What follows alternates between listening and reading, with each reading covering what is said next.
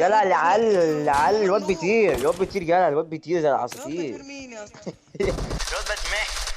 اغلبكم ما يعرفش بدايتي الاصليه في صناعه المحتوى كانت اللي هي من 5 سنين. فاكر ايام ما كنت بعمل محتوى بابجي وكنت فاكر نفسي مؤثر، بس الحقيقه كنت فاشل جدا. خليني احكي لك. فانا عبد الرحمن صانع محتوى تحت اسم ما المعنى، وجاي احكي لك النهارده على اول قصه فشل ليا في صناعه المحتوى وازاي اتعلمت منها. طيب، الموضوع بدأ معايا في شهر أكتوبر 2020. قلت أجرب موضوع المونتاج وإني أعمل فيديوهات، وما كنتش واخد نفسي بجدية، كانت بس مجرد هواية. بس في الآخر لقيت نفسي اللي أنا حبيت الموضوع جدا وحبيت المونتاج، وفيديو ورا فيديو بتطور أكتر وبحبها اكتر، والمتابعين بيزيدوا لحد لما عملت اكتر من 60 فيديو في سنة وحوالي اكتر من 10 لايفات. وكانت اسم القناة بودي تي في. ايوه فعلا ده كان اسم القناة.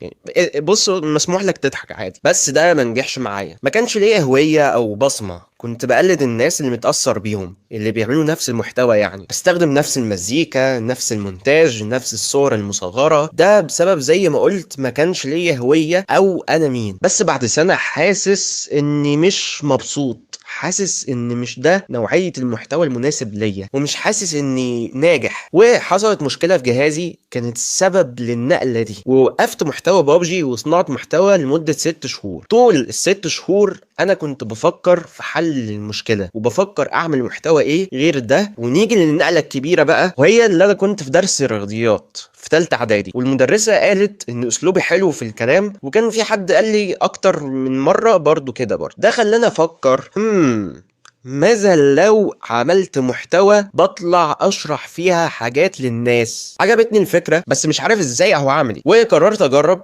واسجل صوت في حاجه عندي في التاريخ، ولقيت النتيجة عجباني. وبعدها فكرت ازاي ارجع بالشكل الجديد بالمحتوى ده، فرجعت تحت مسمى سلسلة ملهاش اسم. هي اسمها كده والله، ودي كانت اغبى حاجة انا سميتها. خلينا نعمل سكيب سنة كده، وهنا بداية انطلاق ما المعنى. وغيرت هوية محتوايا، سواء البصرية زي صورة القناة والبانر وطريقة عرضي لقطعة المحتوى، وما المعنى عدى بكذا نسخة لحد آخر نسخة انت شايفها. وبقيت بعمل محتوى يعبر عني، واتعلمت الفرق بين انك تقلد وانك تعبر عنك. وهقول لك من اللي انا اتعلمته، انك تقلد يعني تاخد الحاجة زي ما هي من غير ما يكون فيها بصمتك او هويتك. انك بقى تعمل محتوى يعبر عنك يعني تعمل محتوى تكون فيها هوية او الصوص بتاعك. ولما اتفرج عليك اقول تمام، انا عرفت عبد الرحمن كده، عرفت هو مهتم بايه وشخصيته عاملة ازاي. وفي النهاية لو انت خايف او مش عارف تبدأ في صناعة المحتوى او اي حاجة، ممكن تكون حاجة كليشيه شوية، بس لولا اني بدأت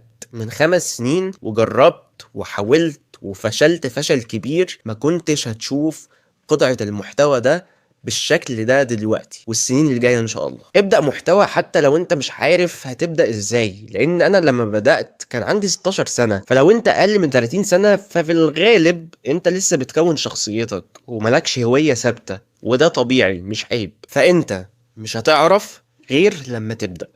واشوفك المره الجايه ان شاء الله. شكرا جدا على استماعك. اكتر حاجه هتبسطني انك تعمل لايك للحلقه وتشترك في قناه البودكاست على سبوتيفاي والمنصات الصوتيه. بس شكرا.